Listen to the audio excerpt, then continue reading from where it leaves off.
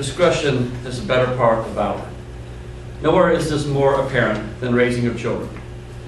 I remember when I was 14 years old, my father owned a construction company. One day, I overheard him and my mom speaking of a bid that he was going to place on a construction project.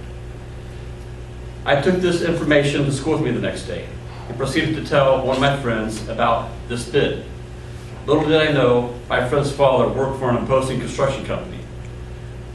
Needless to say, my father's company did not get that project. Another example that's closer to the present happened a few months ago. My wife and I were discussing our income tax return, which was rather substantial. Little did I know, my two boys overheard this conversation.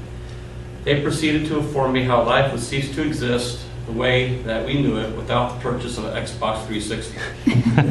They made valid arguments, and after some negotiation on both behalves, we purchased the said Xbox.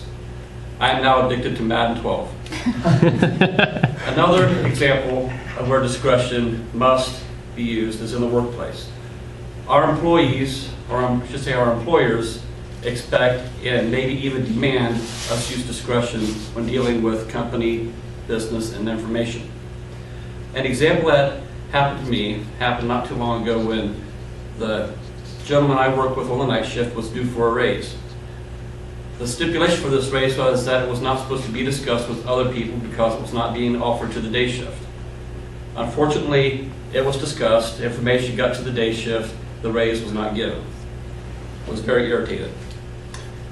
One of the final examples I have is discretion in the professional atmosphere.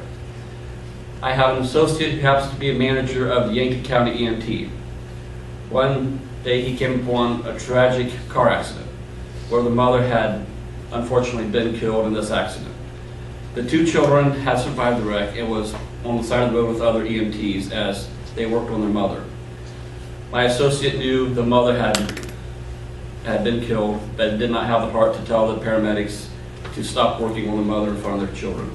He had the mother loaded into the ambulance and she was pronounced dead in the hospital. I've named a few examples of how discretion must be applied.